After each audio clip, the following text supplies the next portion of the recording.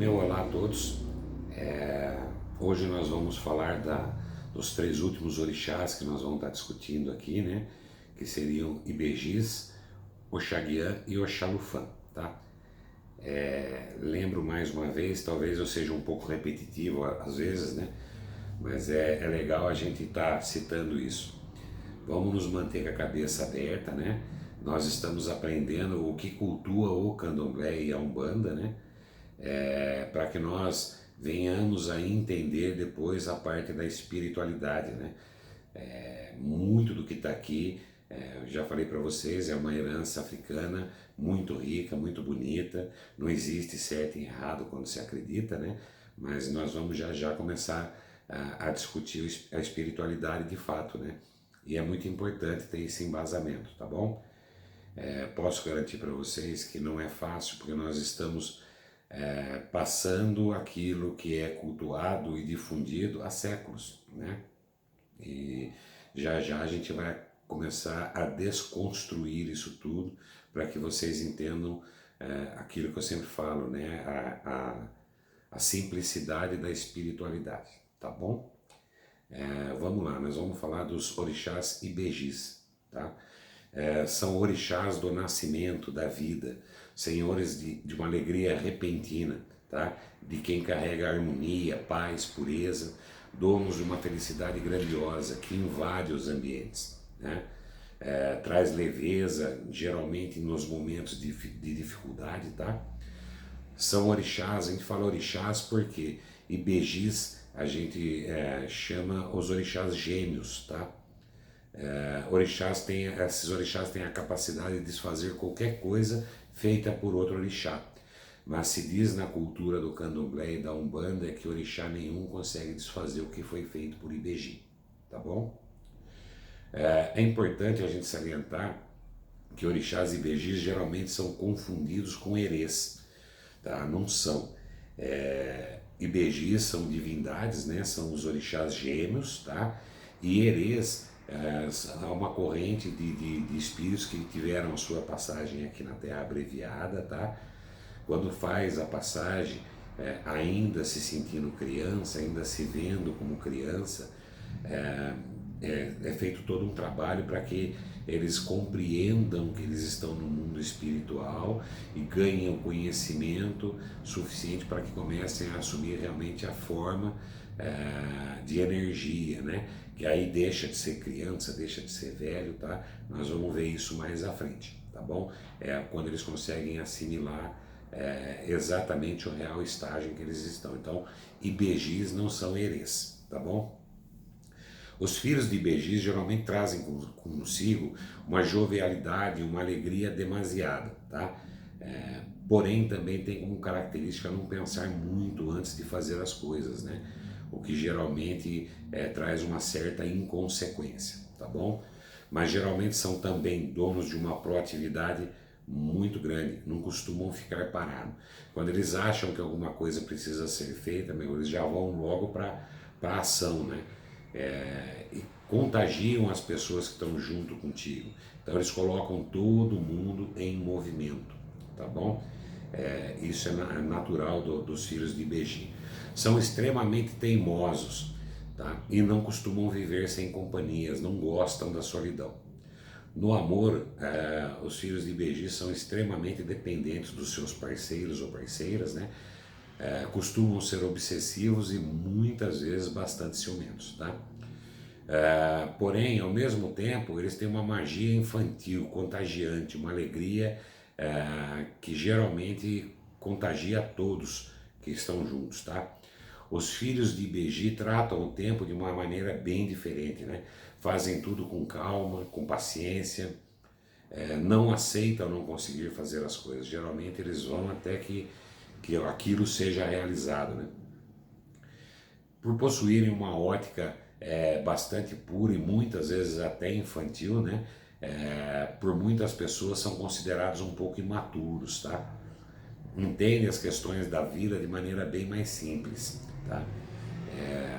E isso traz a teimosia deles, né? Os filhos de Ibeji geralmente não têm meio termo, ou é 8 ou é 80, né?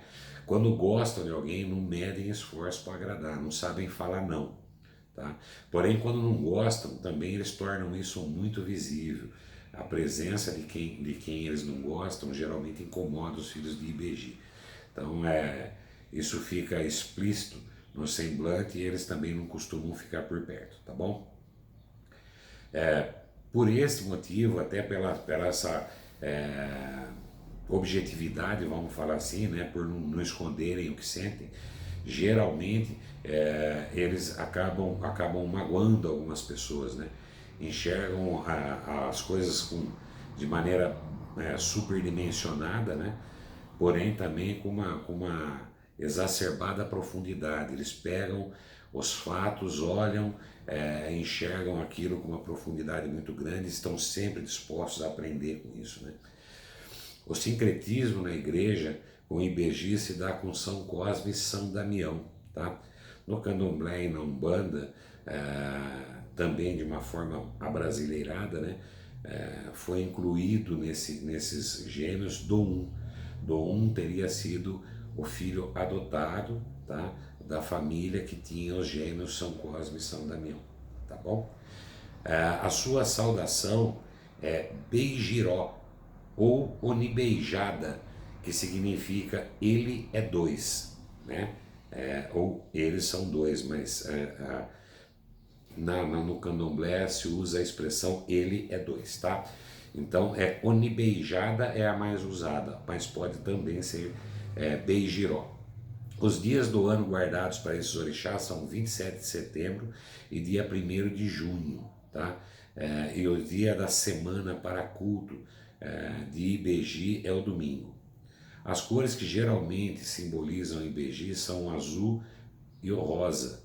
Porém, qualquer cor pode ser usado para simbolizar IBG, com exceção do preto, tá? IBG não aceita preto, tá joia? As ervas que são atribuídas a IBG são a erva doce, arruda, alecrim e alfazema. E os animais são todos os animais vivos, são atribuídos a IBG, tá? O local para se arriar as oferendas de IBG podem ser nascentes, rios, campos ou jardins floridos, tá? Domínios de IBG, senhores da dualidade, da alegria, da infância, do crescimento, da formação de tudo que é novo, tá bom? Nós vamos falar agora dos orixás Oxaguian e Oxalufã. Tanto no candomblé quanto na Umbanda, cultua-se esses dois orixás como sendo Oxaguian a versão jovem e Oxalufã a versão mais velha, mais experiente de Oxalá, tá bom? Posso garantir para vocês que não são Oxalá, são orixás distintos, mas nós vamos tratar aqui exatamente como o candomblé e a Umbanda os enxergam, tá? Como ficaram com essa herança africana e também com a brasileirada que deram nele, né? Orixá Oxaguian, também conhecido como Ojagunhã, é o conflito que antecede a paz, a revolução que dá início às mudanças, transformações que vivam o futuro de maneira contundente, abrangente e nada superficial, tá? Necessário ao dinamismo da vida, da sociedade em busca de evolução. Então, Oxaguian representa exatamente quebrar tudo para poder fazer de novo, quebrar tudo para que a reforma saia de acordo com o que a gente está imaginando, tá? É um orixá de um comportamento guerreiro, né? Os filhos de Oxaguian carregam um certo imediatismo, né? Não gostam de esperar, tudo tem que ser para ontem, né? Tem pouca paciência, eles querem tudo na hora, são extremamente guerreiros, lutam pelo que acreditam, não se incomodam em colocar tudo abaixo para que possa se refazer tudo, né? Para que se possa orquestrar uma nova construção, para que se possa fazer tudo de maneira correta, né? Eles não se incomodam em abrir mão do incômodo da mudança, porque a mudança traz desconforto, a mudança nos tira da posição do conforto, né? nos tira da mesmice. Então eles renunciam a isso para realmente começar tudo do zero, tá? Costumam ser direto e objetivo, geralmente são mal interpretados por isso, né? Por ser muito direto e muito objetivo, geralmente são confundidos com a falta de polidez, né? Quando na verdade não está, não é. Mas nós humanos não estamos preparados para assimilarmos essa objetividade, né?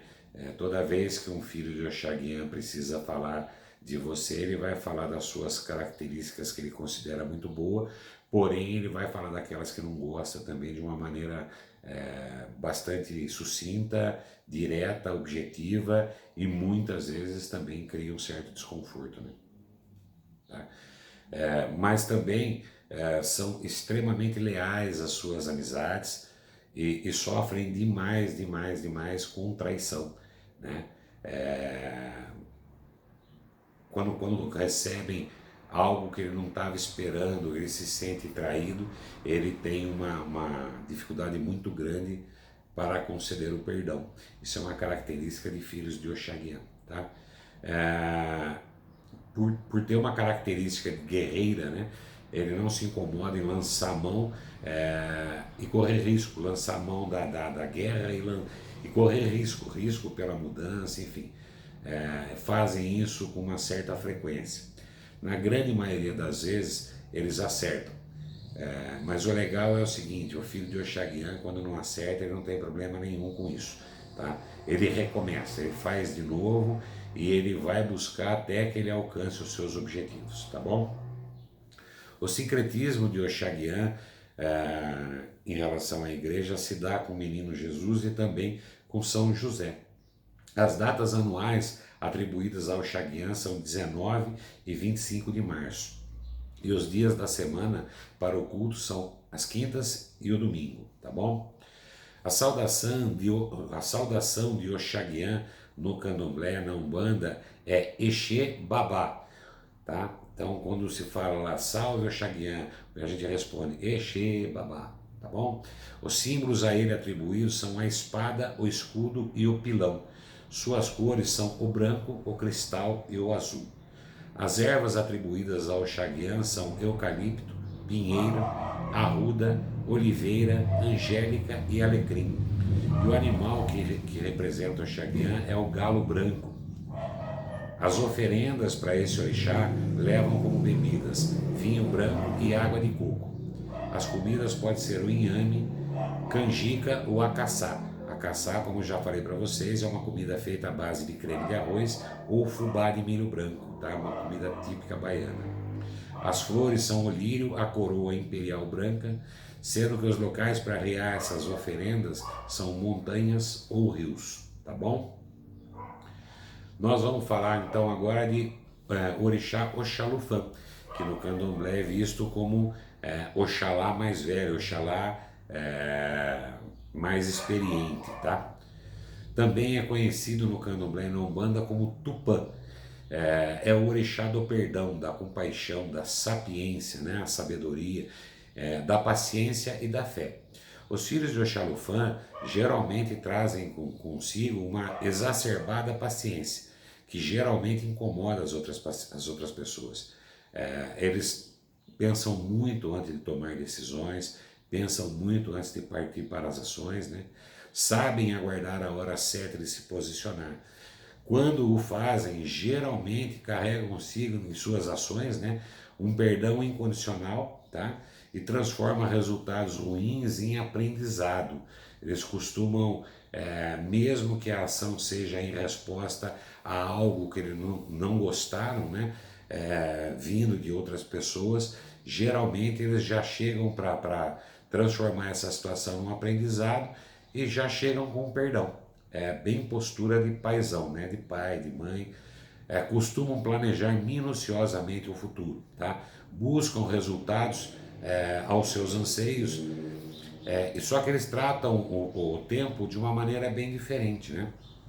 Então, eles geralmente não se preocupam com a demora do que vai acontecer, tá bom? Se sentem felizes em passar adiante aquilo que eles sabem, e realmente gostam demais de aprender, tá?